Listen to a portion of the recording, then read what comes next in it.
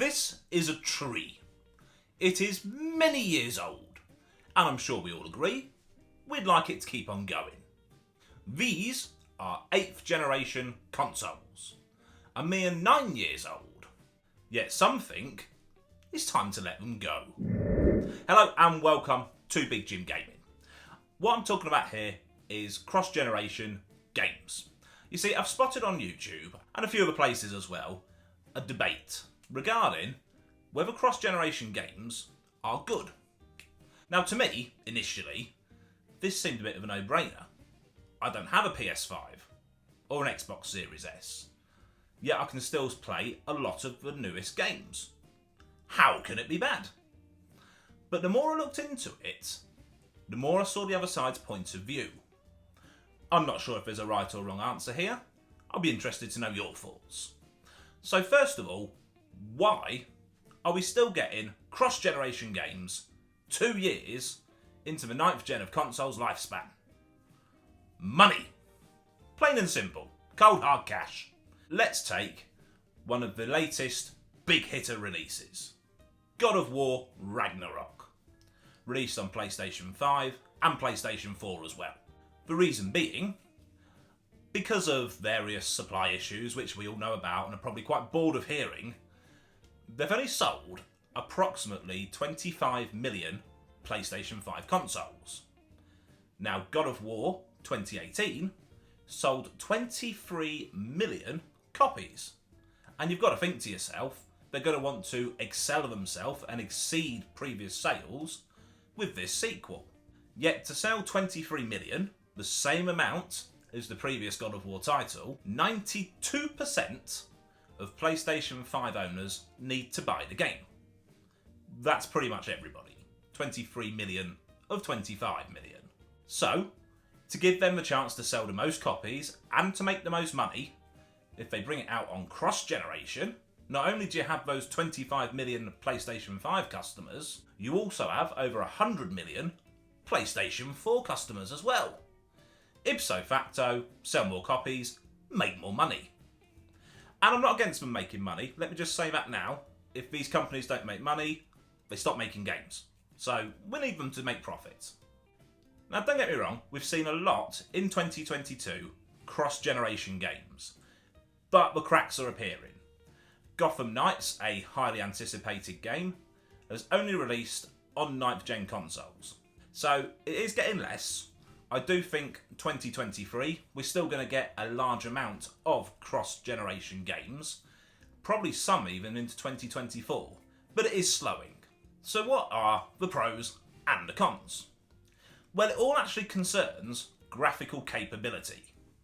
You see, when these companies are making games, let's stick with God of War Ragnarok as an example, it would not be economical or profitable to make two completely different games. One for the past gen, one for the current. So they release one that's a compromise.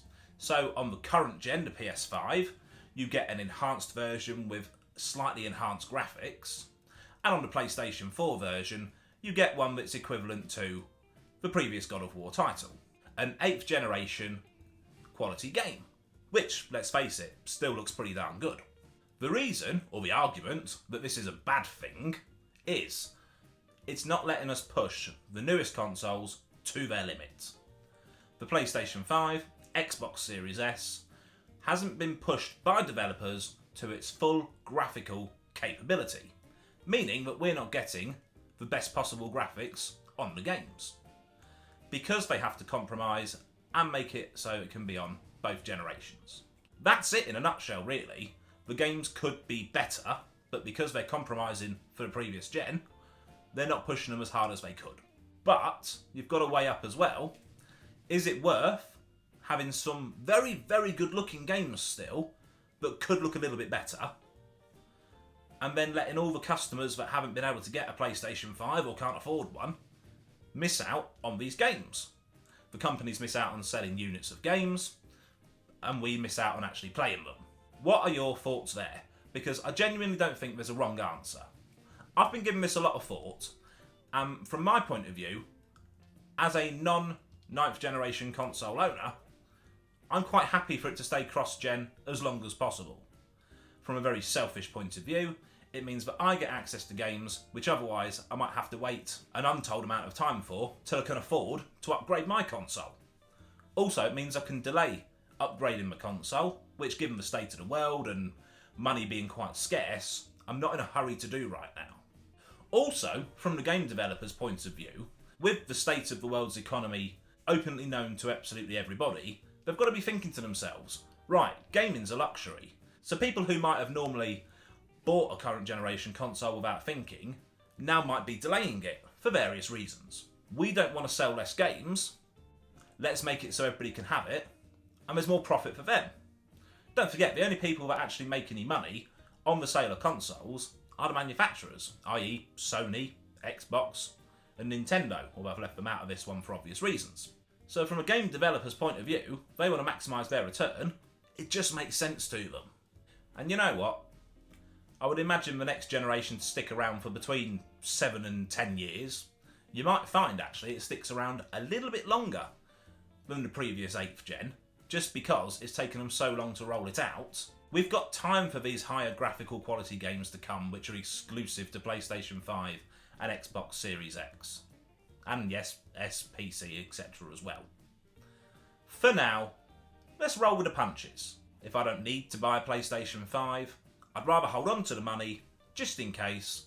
Hopefully the world will settle down soon, before I make that leap.